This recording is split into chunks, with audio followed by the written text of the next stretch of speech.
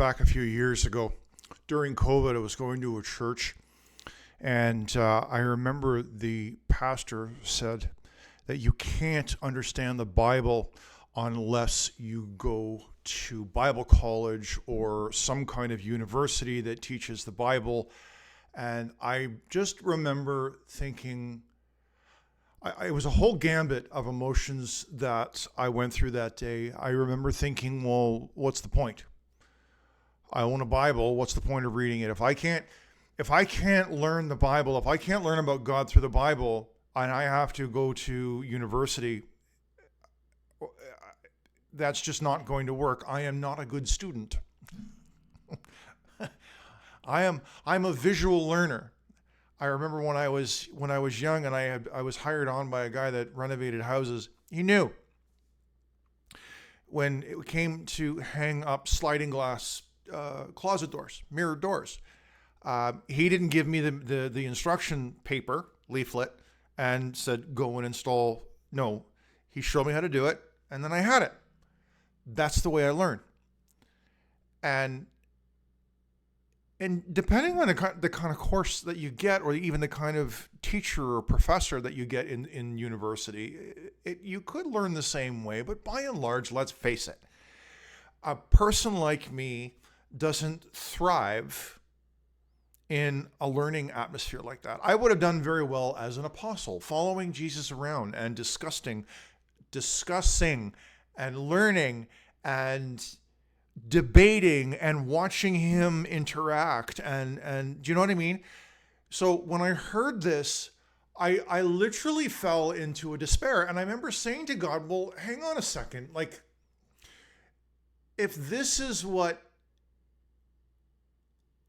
how I'm supposed to learn, then I'm kind of doomed, because I want to know your word, I want to know your Bible, and I want to know you.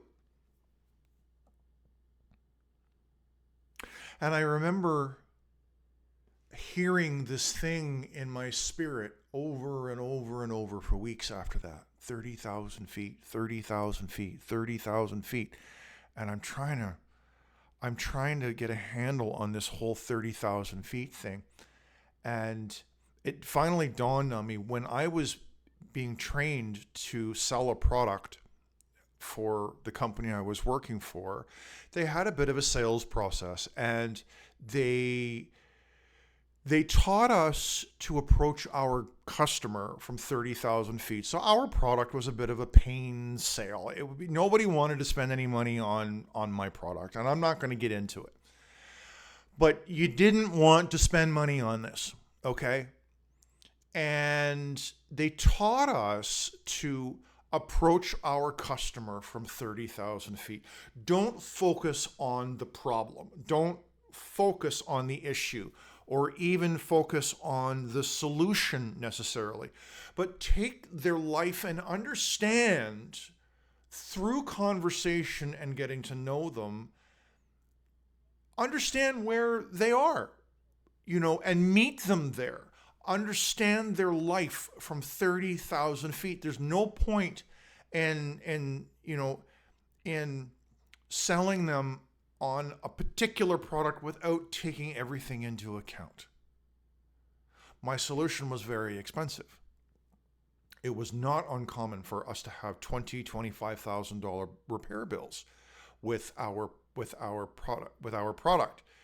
And it was no good for me to give my $30,000 or $25,000 solution to somebody who couldn't afford to put gas in their car.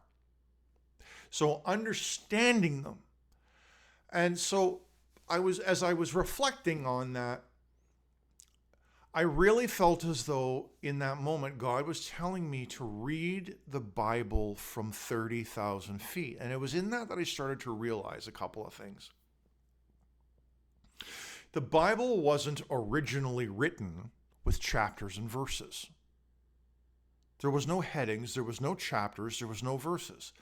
The book of Matthew, the letters of Paul, it was a letter. It was correspondence. Years ago, before email, we wrote in letters. We wrote our thoughts out on a piece of paper. We folded that piece of paper over, stuck it in an envelope, put in a stamp on it, and we mailed it. And that was the same way that most of the New Testament was written, in terms of being letters. So the chapters and the verses weren't in there. The chapters and verses were added by scholars over time so that we can debate and we can talk and we can learn areas of the Bible and we can have a place of reference. But what happened is that changed the way we read the Bible. You see, we started taking the Bible apart as each chapter and verse was instruction to be analyzed and dissected and taken apart and debated on and argued on, and eventually even founding new denominations on. And it just seemed to me that the simplicity of the Bible was ruined by people who insist that the only way you can learn the Bible is by having to go to school to learn a man-made curriculum on a God-inspired book. Now, don't get me wrong. I'm not poo-pooing the idea of further education. But what I am saying is we don't need to go that far.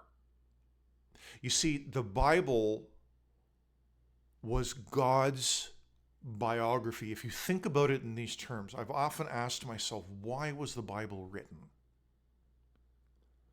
With all of we know that God knows everything. There are no questions. There's nothing that God wonders about. So God knew that his book was going to create joy, salvation, but it was also going to create a lot of grief, a lot of war, a lot of pain, a lot of blood was going to be poured over this book. So, why was the Bible written? And if we sat down and take away the chapters and the verses, what are we left with? We're left with historical, factual accounts telling the story of God. So, could we call the Bible a biography? I find it very interesting. Could we call the Bible a biography? And I like biographies. I'm a musician, and I love reading about my favorite musicians. And I find it very interesting to see where musicians have come from and the trials that they've gone through and the difficulties, their successes. So now, if we sat down and we read the Bible as a biography, now all we have to do is not analyze. All we have to do is just accept. We accept Moses's, I'm pretty sure I'm doing that right, but it sounds funny, Moses's relationship with God as he was leading the children of Israel out of Egypt. We learn David's relationship with God, his dedication to God. We learn about David's successes and failures as a king, as a boy, as a farmhand. We learn about Samson. We learn about Noah. We learn about Job, arguably one of my personal favorites. We learn about Matthew. We learn about Paul. We learn about their relationships with God and what those relationships look like and what we as people, as God's followers, as his children, can strive to get out of our relationship with him.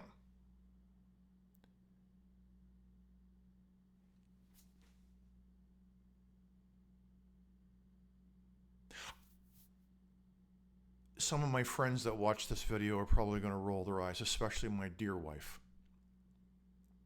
But I liken this to a cake. let's take two people. Let's take a theologian type, okay? And I don't mean to bash on theologians. I don't. You learn and you do your thing, but very often it's hard for us.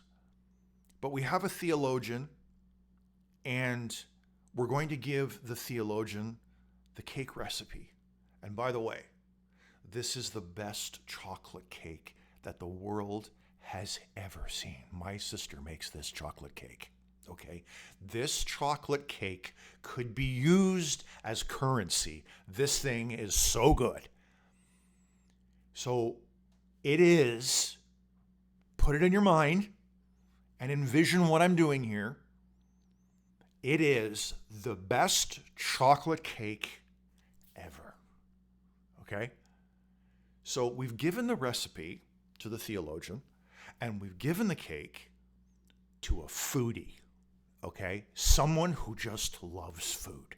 They just love the experience, the expression, the texture of food. There are just, you know what I'm saying? You know there's somebody in your circle, you might even be one of them, that you just, wow, food, the flavors just explode in your mouth. Food is an experience to you. So we're going to give that same recipe to a foodie, okay? And that foodie is going to represent the average Christian, you and me, somebody who loves God and just wants to be closer and doesn't want all the clutter and the mess and the universities, okay? We just want to experience this. So let's go to the foodie's house and watch him make the cake. Okay, so he pulls the 8.5 by 11 piece of paper out of the envelope, and he's looking at this. And okay, so I'm going to need some flour, and I'm going to need some cocoa, and I'm going to need some of this, and some cream cheese, and some of that. And everything is being chucked in the bowl, and it's all being mixed up. And the only thing that the foodie can think about as he's mixing up this cake is how good this is going to taste when it comes out of the oven, man. And he's just charged up about this cake. Gets it out of the oven, mixes up the chocolate cream cheese icing. Let me tell you, you will have dreams about this cake forever. And he's slathering that icing on, and it's just sitting there. It's gorgeous. He's got a gallon of milk sitting right beside him, and he's going to sit down and have the experience of a lifetime with this chocolate cake. And it is. It is the purest form of satisfaction. Now, we go to the theologian's house. The theologian wants to know what the paper was originally made from. Where did the ink come from with the pen that the original author used?